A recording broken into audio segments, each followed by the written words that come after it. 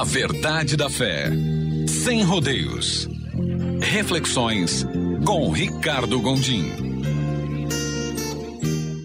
Deixo-lhes a paz.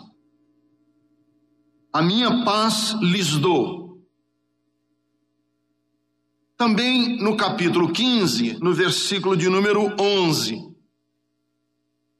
Tenho-lhes dito essas palavras para que a minha alegria esteja em vocês.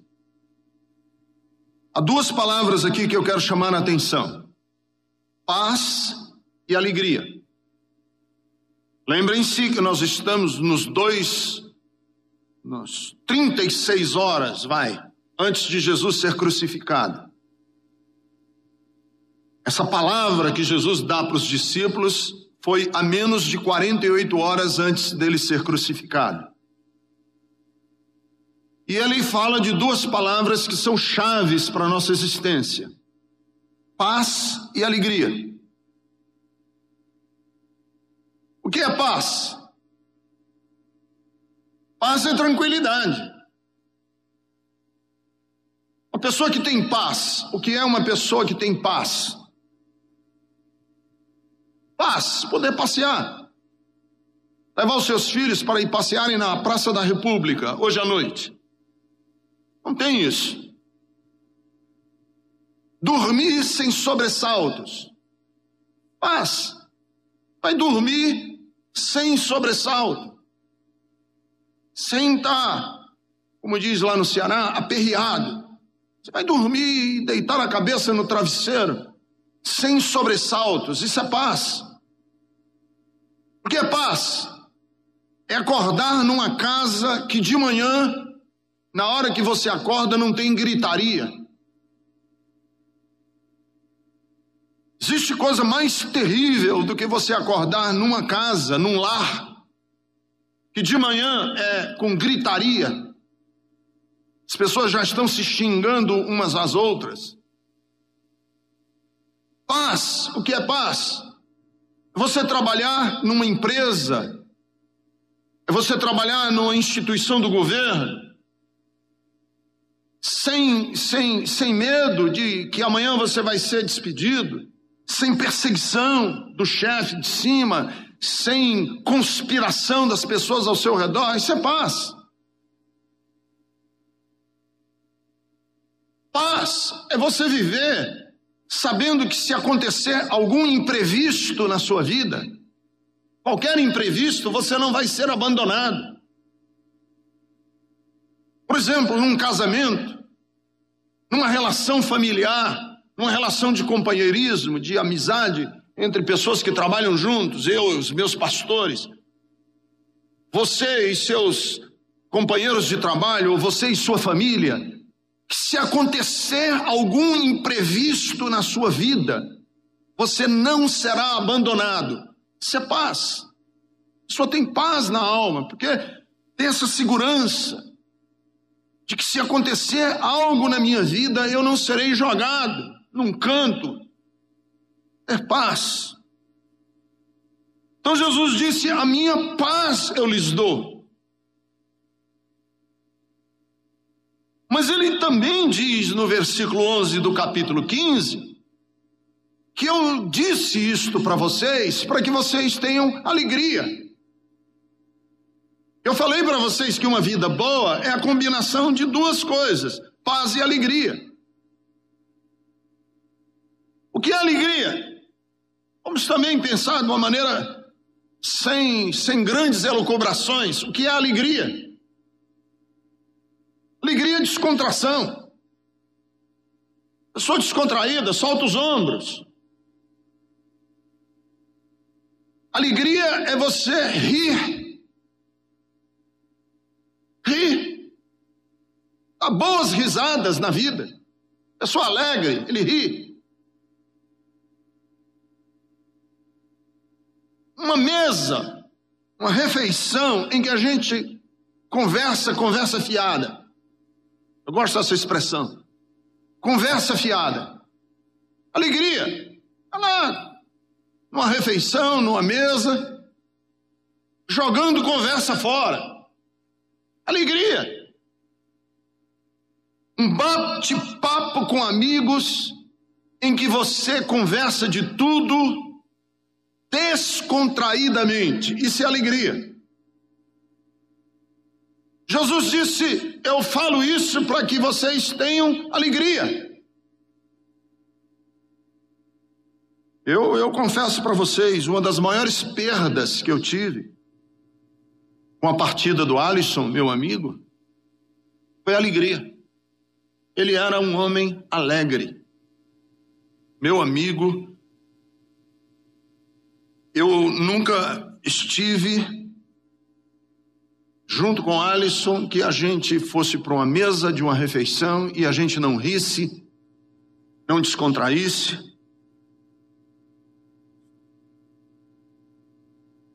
Então vejam bem, Jesus disse: a minha paz vos dou. Se a nossa religião não trouxer paz,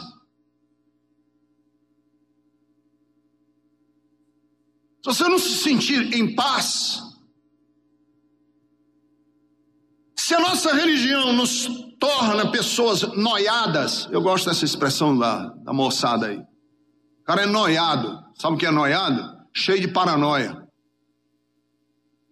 Se a religião gera pessoas noiadas, não é de Jesus, porque Jesus disse: eu vim para que vocês tenham paz.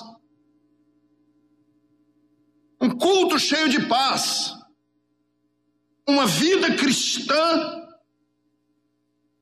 que não é cheia de aflição, de angústia, de desespero na nossa relação com Deus. A minha paz eu vos dou.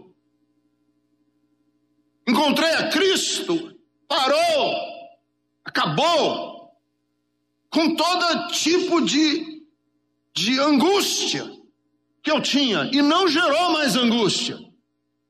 E às vezes eu vejo pessoas que se convertem e ao invés deles terem paz, eles vivem mais aflitos. Eu encontrei a verdade do Evangelho e minha vida se encheu de paz. Eu agora, quando oro, as minhas palavras para Deus são cheias de paz, e as palavras de Deus para mim são cheias de paz. E não de estresse, de paranoia e de loucura e de neurose religiosa. É a mesma coisa com o culto. Se o nosso culto for pesado, constrangedor, não é de Cristo, porque ele disse: eu digo isso para que vocês tenham alegria. Quer dizer, o culto, o espaço da nossa convivência com Deus deve ser o do riso, o da descontração, o da alegria, o de se sentir solto, o de conversar coisas boas, porque estar na presença de Deus gera isso entre nós. Não é pesado, não é difícil. Agora, Jesus disse: eu trago para vocês paz, capítulo 14, versículo 27, e trago para vocês alegria, capítulo 15, versículo 11. Mas tem um complicador para essa paz e para essa alegria. Qual é o complicador dessa paz e dessa alegria? É que nós vivemos num ambiente que muitas vezes transborda de ódio. E o meu e o seu desafio não é termos paz e alegria na nossa relação com Deus.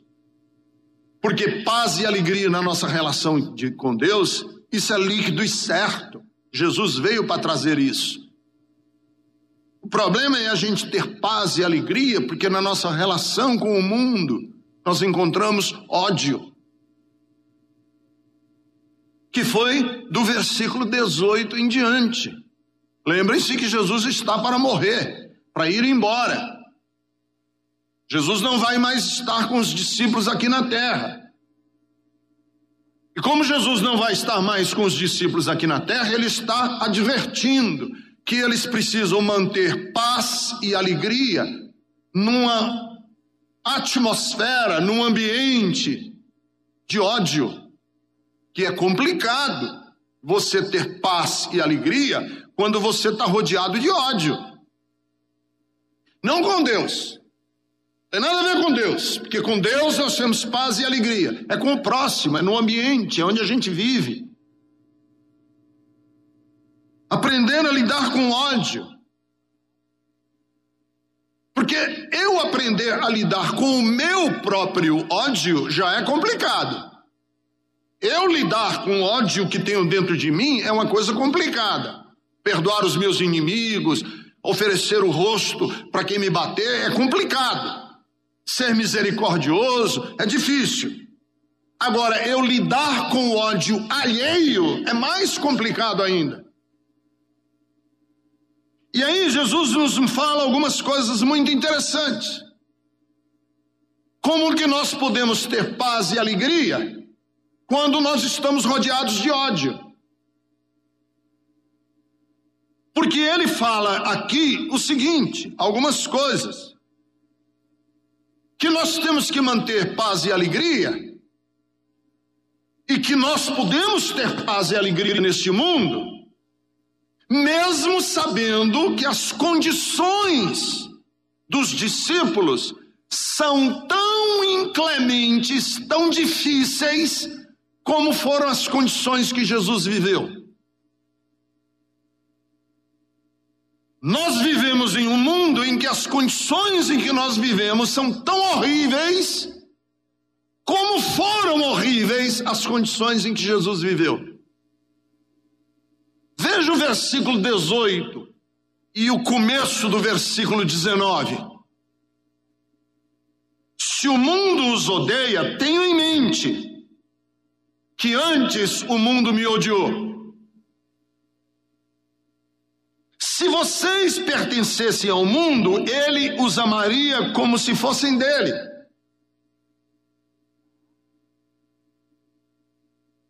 Então vejam que a lógica que Jesus diz é o seguinte, que nosso desafio na vida é sobreviver a um mundo que nos odeia.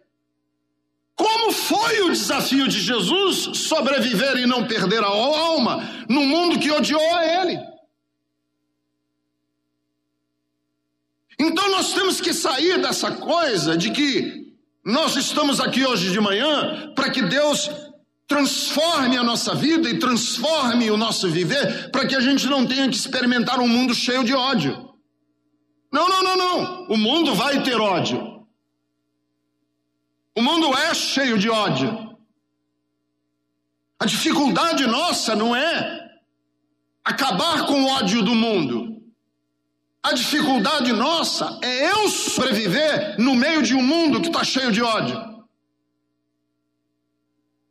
Porque muitos de nós achamos assim, na nossa relação com Jesus, a gente acha assim.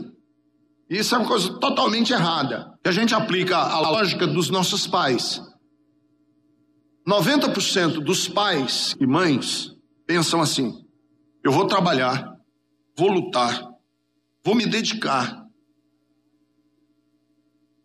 24 horas por dia da minha vida inteira para que o meu filho não tenha que passar pelo que eu passei. Eu tenho certeza que você, pai, que já sofreu um monte, pensa assim a respeito dos seus filhos. Eu vou me dedicar para que o meu filho não passe pelo que eu passei. Aí a gente pensa assim: Deus mandou Jesus ao mundo para ele sofrer, para que nós não precisemos sofrer.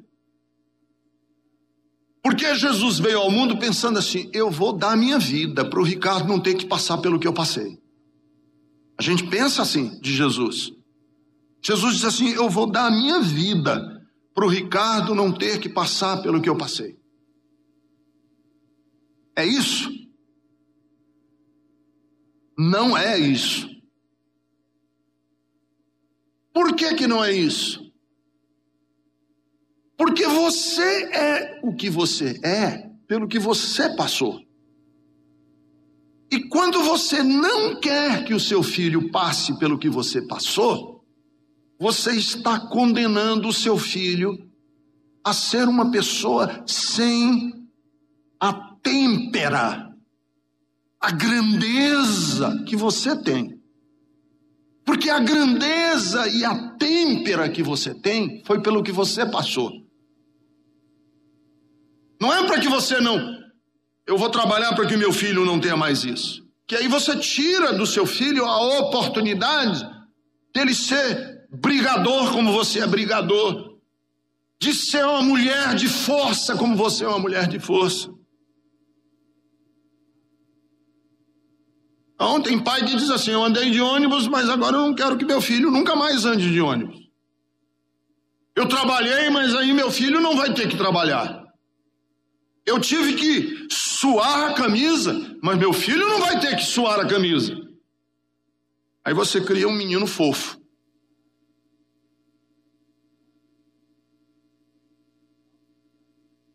Deus não mandou Jesus para que você não passe pelo que Jesus passou. Deus mandou Jesus para que a gente se inspire em Jesus e passe pelo mesmo caminho que ele passou. Porque nós só temos uma chance de ficarmos parecidos com Jesus. Só uma chance de ficarmos parecidos com Jesus. Se nós andarmos nas suas pegadas. Essa semana eu estou no Twitter. É legal estar no Twitter, porque Twitter é um microblog. Você põe apenas 140 caracteres para dizer o que você quer colocar. E aí eu coloquei no Twitter, sabe o quê? Bonsai é uma árvore condenada a não ser árvore. Religioso é o homem que deseja ser bonsai. Sabe o que é bonsai? É aquela árvorezinha que nunca cresce. Você tem uma jabuticabeira desse tamanho assim. Ó. Invenção de japonês esse negócio. Eles vão podando, vão fazendo e tal, e não cresce nunca. O que é um bonsai? É uma árvore condenada a não ser árvore. O que é um religioso? É um ser humano que deseja ser um bonsai. Por que nós desejamos ser um bonsai? Porque nós achamos que se o mundo odiou Jesus e o mundo foi inclemente com Jesus, nós vamos passar pela vida num mundo protegido. Para que Deus mandou Jesus ao mundo? Para que a gente viva uma vida bem protegidazinha, uma vida bem cuidadosa. E foi a experiência que eu tive quando eu fui em Fortaleza, num restaurante que tinha lá em Fortaleza, que tinha um aquário enorme e tinha um tubarãozinho, um filhote de tubarão, desse tamanho assim. E eu, como diz o cearense, abestado, estava olhando lá pro aquário, deslumbrado com o aquário de água salgada, vi o tubarão, vinha passando o garçom, o rapaz lá, ou sei lá quem era, que cuidava do aquário. Aí eu falei, mas e esse tubarão aí dentro?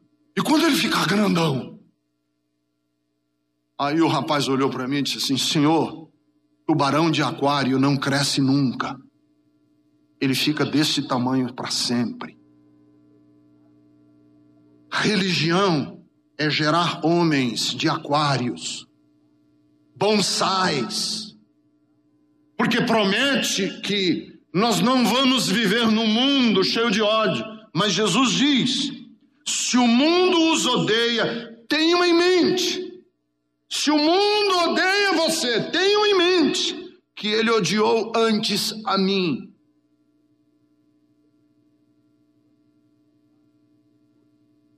Eu não sei se vocês assistiram, na década de 90, teve um filme que foi muito interessante chamado O Show de Truman. Truman Burbank era o nome estrelado pelo Jim Carrey. Esse é um filme que merece ser assistido. Ele vive numa cidadezinha litorânea chamada Sea Haven. Heaven é céu em inglês e sea é marítima, porque era uma cidadezinha marítima. Sea Haven. O Truman morava lá, ele vivia uma vida pacata, trabalhava numa empresa de seguros, casamento aparentemente bem feliz, a mulher dele era uma enfermeira, com amigos, vizinhos que gostavam muito dele, ele pegava o carro, saía pelas ruas, ia trabalhar. Só que ele próprio não sabia que ele era e foi criado desde criança dentro de uma cidade tipo Big Brother, que a cidade dele era um cenário. Ele não sabia que a cidade era cidade. Ele era inocente, vigiado por 5.000 câmeras. E é interessante que ele dirigia, e todos os acidentes que ele tinha eram acidentes fictícios. Todos os imprevistos eram imprevistos falsos, porque tinha um diretor de cena, e aqui está a grande jogada do filme. O diretor de cena chamava-se Christoph, que é uma alusão a Cristo. Christoph dirigia a vida dele, todas as variáveis debaixo de controle, tudo debaixo de controle. E ele se chamava Truman, que em inglês é um jogo de palavras, true, verdadeiro, e man, homem. Truman, um verdadeiro homem. Quer dizer, um homem verdadeiro num mundo fictício, falso, em que as luzes, a temperatura, os acidentes, os imprevistos, e ele só descobre que ele está dentro desse mundo quando um dia ele vai dirigindo e uma câmera cai na cabeça dele. E ele começa a perceber que coisas que vão acontecer com ele estavam previstas. E ele diz, eu vou dobrar a esquina, e ele dobra a esquina. Ele diz, mas agora eu tenho que dobrar, e ele tem que dobrar. Ele era um robô. E esse Truman se revolta contra esse mundo dentro de uma bolha e sai para viver. E não quer mais aquele mundo, porque ele não suporta a ideia de ficar debaixo do controle de um Christoph, que põe cabrestos na vida e controla a vida. Muitos de nós achamos que servir a Cristo é entrar dentro de uma bolha, que a nossa vida vai ser igual à vida do Truman, controlada por 5.000 anjos que controlam todas as variáveis da nossa vida, e para onde a gente vai, tudo está debaixo do controle e absolutamente nada nos acontece que não seja, entre aspas, para o nosso bem, e a vida vai correndo às mil maravilhas. Qual é o problema dessa lógica? É que você nunca vai ser um true man, nunca vai ser um verdadeiro homem, nunca vai ser uma verdadeira mulher. Você vai ser tubarão de aquário, você vai ser eternamente um bonsai que nunca vai ser árvore. Para sermos árvore, o que é que nós precisamos sair? Sair da bolha, ir para a vida como ela é, enfrentar a vida com todas as suas tempestades e dificuldades e lutas, e sabermos que nessas lutas e nessas dificuldades nós temos sempre a garantia de que os valores do reino de Deus, desta palavra, são suficientes para você enfrentar a tempestade real, a luta real. Não é fictícia não, é doença verdadeira, é morte mesmo, não é show que está controlado num estúdio não, que Deus não tem a nossa vida como se fosse um grande estúdio não. Deus nos colocou na vida verdadeira para que nós enfrentemos e vençamos sem perder paz e sem perder a alegria do Espírito Santo. Por isso que Paulo diz em Romanos capítulo 5, versículos 1 a 5: tendo sido, pois, justificados pela fé, temos paz com Deus nosso Senhor, Jesus Cristo, por meio de quem obtivemos acesso pela fé a esta graça e nos gloriamos na esperança da glória de Deus. Por quê? Porque nós nos gloriamos nas tribulações, sabendo que a tribulação produz perseverança. E a perseverança produz um caráter aprovado. E o caráter aprovado produz esperança. Tiago capítulo 1, versículo 2, diz assim na sua epístola universal: amados irmãos, considerem motivo de grande alegria o fato de vocês passarem por diversas tribulações. Por que eu tenho que ter alegria pelo fato de eu estar passando por uma grande tribulação? Porque eu sou sádico ou masoquista? Sádico não, masoquista, né? Porque, como que alguém vai ter alegria porque está passando por tribulação? Não é porque eu estou feliz com a tribulação, que ninguém gosta de apanhar. Não sei que seja um neurótico, um psicótico, um masoquista. Ninguém gosta de apanhar. Por que eu tenho a alegria de passar por tribulação? Porque quando eu passo por uma tribulação, eu sei que não estou dentro de uma redoma. Quando eu passo por uma tribulação, eu sei que o meu mundo não é um aquário. Quando eu passo por tribulação, eu sei que a vida que eu estou vivendo é real. Não é vida de estúdio, controlada.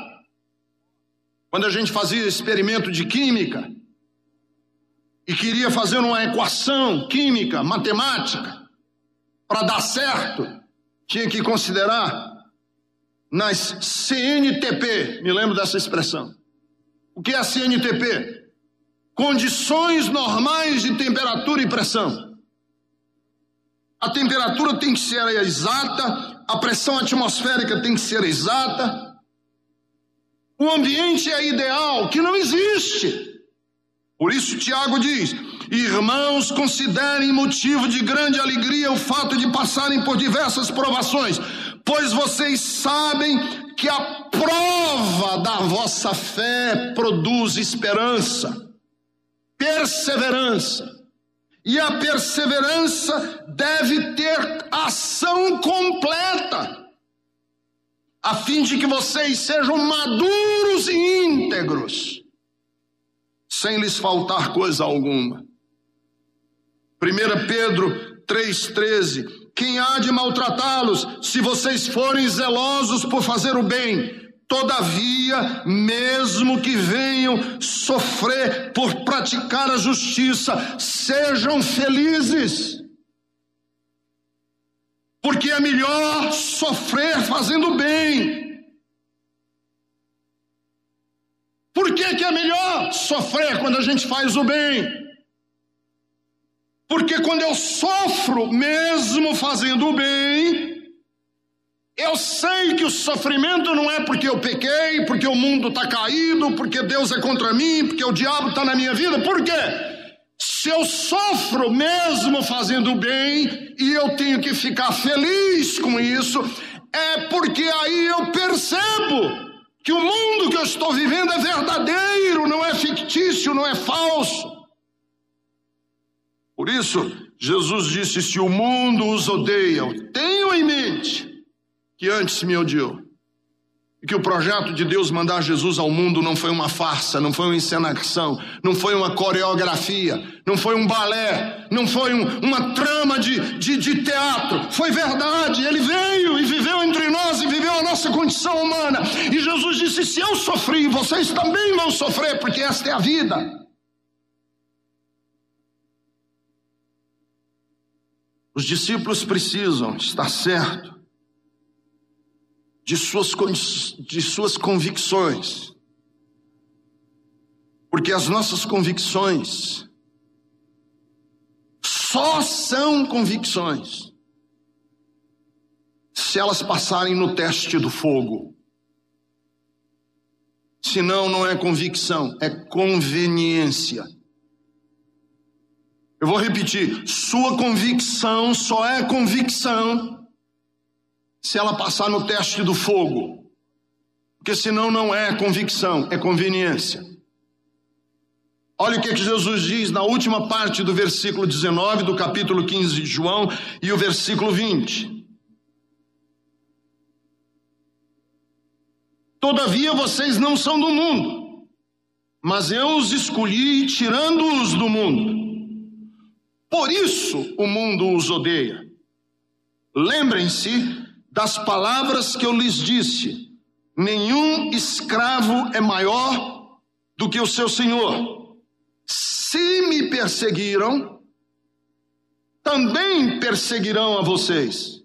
Se me obedecem à palavra, também obedecerão à palavra de vocês. Em outras palavras, por que o mundo odiava Jesus? Por que o mundo odiou Jesus? Porque o que Jesus ensinou era contrário ao mundo. Batia de frente, trombava, agredia, afligia as pessoas. E o que é importante é que as convicções de Jesus, e Jesus está chamando os discípulos para dizerem isso aí, que vocês preguem sabendo que o mundo vai rejeitar o que vocês têm para dizer. Eles não vão gostar, porque vocês não são do mundo. É uma outra lógica, é uma outra maneira de conceber a vida, é uma outra maneira de se organizar. Jesus não é um confeite que a gente põe no bolo da nossa vida. Jesus não é um adendo que a gente põe, um adereço que a gente põe na nossa roupa. Não é uma coisinha a mais que eu acrescentei à minha vida. Uma coisa peculiar e interessante, não é isso. Jesus é um outro jeito de conceber a vida. É uma outra maneira de se organizar na vida. As palavras dele são conflitantes, são agressivas ao mundo. Então é o seguinte, as minhas convicções não são as minhas conveniências. Porque as minhas conveniências parecem com o mundo. E tudo aquilo que eu creio, para eu saber se é verdade o que eu creio, eu quero saber se eu sustento. Quando o mundo for contra.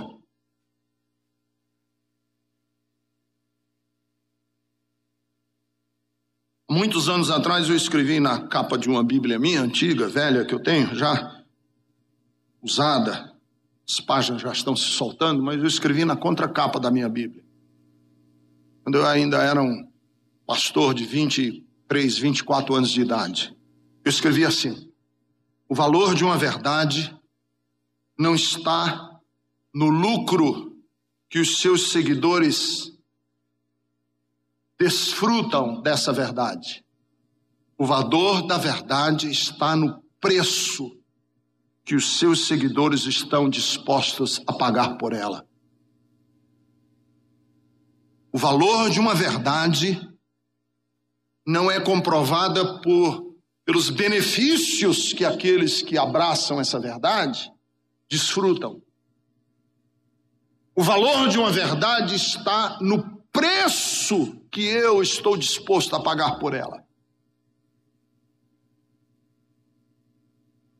E é isso que Jesus quer dizer para os discípulos.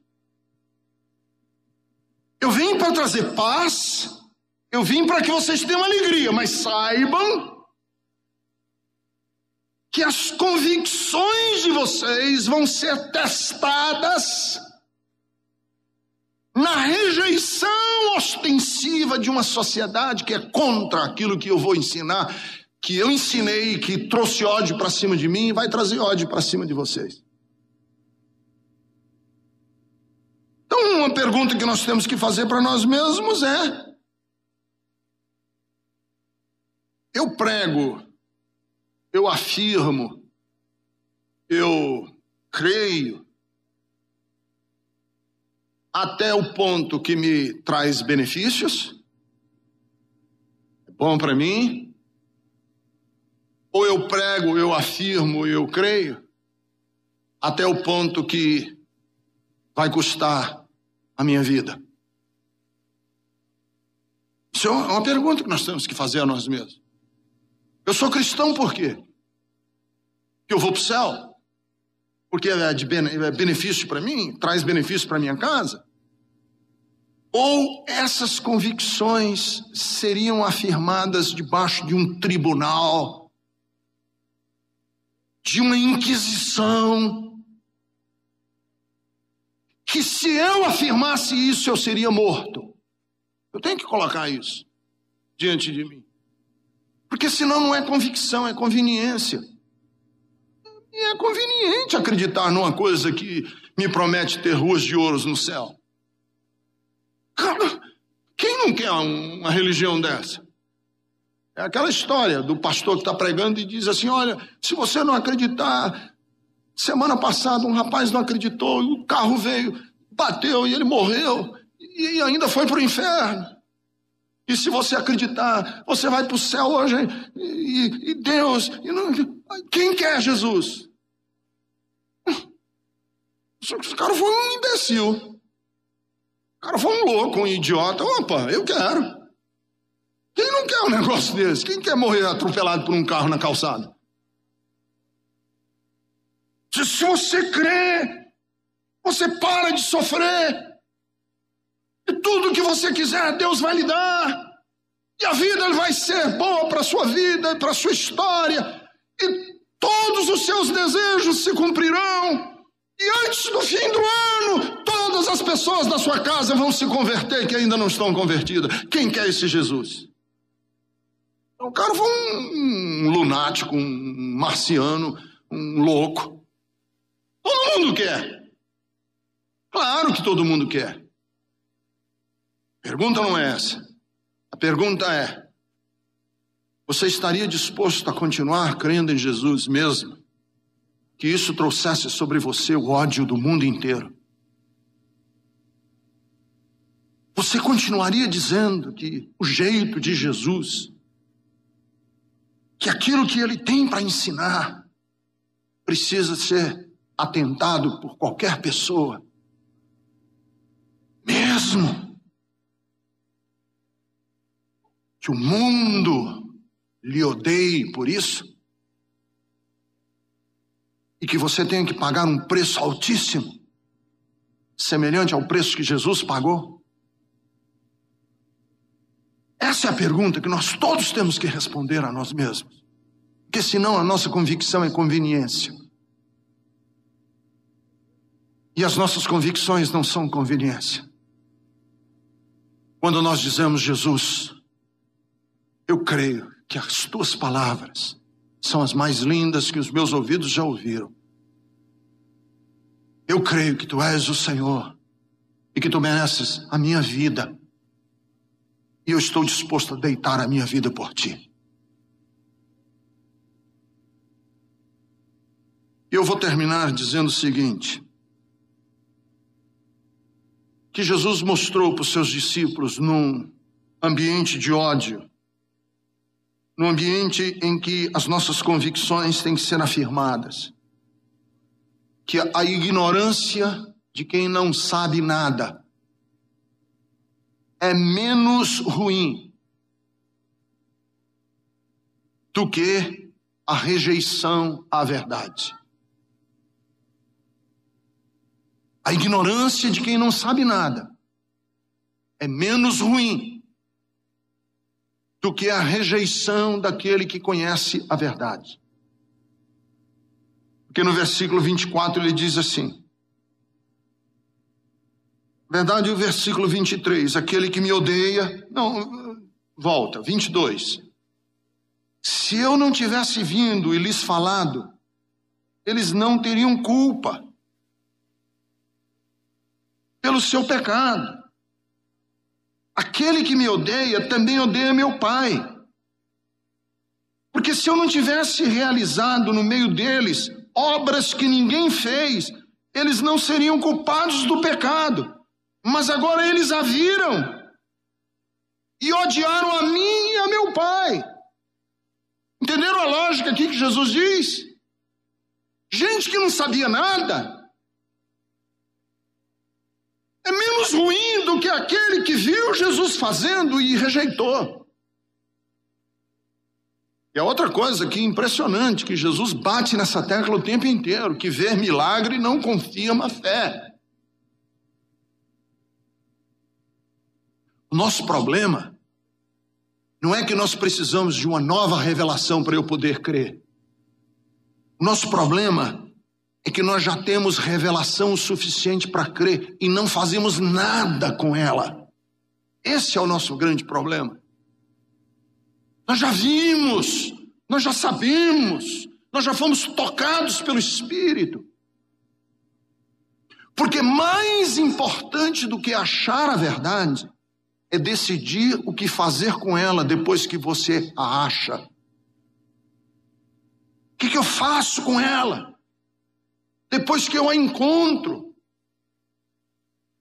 Não é o problema meu, não é que eu não tenho acesso à verdade, não é esse o meu problema. O meu problema é que eu sou displicente com a verdade que eu tive acesso. Esse é o nosso problema. Você não precisa de ver mais maravilhas, mais milagres. Você não precisa de ver mais coisas fantásticas, mais aparições de anjos. Você não precisa de ter mais profecias. Você não precisa de ter mais coisas grandiosas. O nosso problema é que nós temos verdade demais já. Não é falta dela. Nós temos demais. Nós não somos homens e mulheres viajando por um deserto sem água. Nós não somos. Nós somos homens e mulheres que estão navegando próximos da foz do Amazonas, com água doce à vontade à nossa disposição, e nós estamos morrendo de sede. O que eu preciso saber sobre doçura, sobre perdão, sobre como lidar com dinheiro, sobre como me comportar diante das verdades de Deus, não é problema para mim. O meu problema é que eu já sei dessas coisas e eu não estou fazendo nada. E eu diria assim, e por que que nós, tendo acesso à verdade, não fazemos nada com ela? É que a gente prefere ser feliz a viver com a verdade. Coloque diante de qualquer pessoa 2 pratos, o prato da felicidade e o prato da verdade, e diga, qual dos dois você quer? Prato da felicidade ou prato da verdade? 99% das pessoas dizem, me dê o prato da felicidade. Mas você sabe que o prato da felicidade pode ser falso. Ele pode ser uma ilusão, pode ser uma fantasia. Não importa, me engana que eu gosto.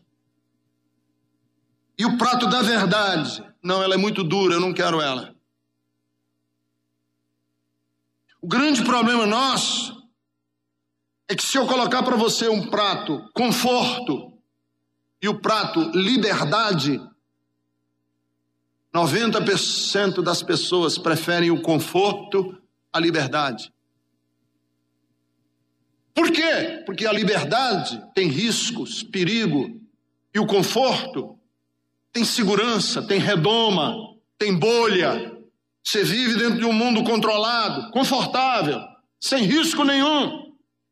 E 90% das pessoas dizem, me dê esse mundo aqui. Mas olha, o mundo dos homens e das mulheres livres é um mundo empolgante, da responsabilidade, das escolhas, de saber o caminho. Não, me deu o do conforto. E por isso, Jesus disse que eles viram, mas eles preferiram não as palavras que Jesus tinha para dizer. Nós preferimos as palavras que nós mesmos nos enganamos e nos embriagamos com elas. Porque a gente confunde desejo, os nossos desejos, com a possibilidade da vida. Nós gostaríamos que o mundo sorrisse para nós. E a gente então atrela alegria e paz, paz e alegria e paz, paz e alegria, a um mundo de mentira e não da verdade.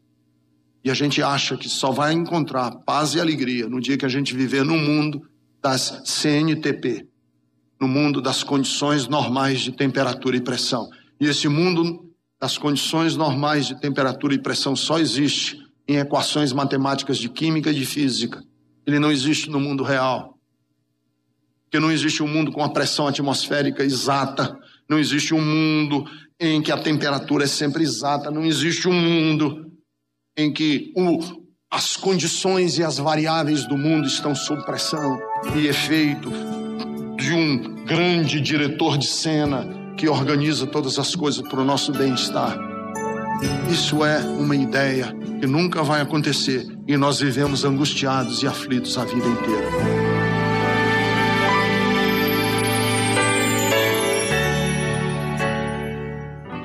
Pai bendito, muito obrigado por esse momento que nós tivemos aqui, por esta palavra, por esta ajuda que o Senhor nos traz através da reflexão nas Escrituras. Que cada ouvinte, Senhor, tenha sido envolvido, impactado e possa de fato, Senhor, alegrar-se a cada dia, a cada instante e viver com integridade diante do Senhor.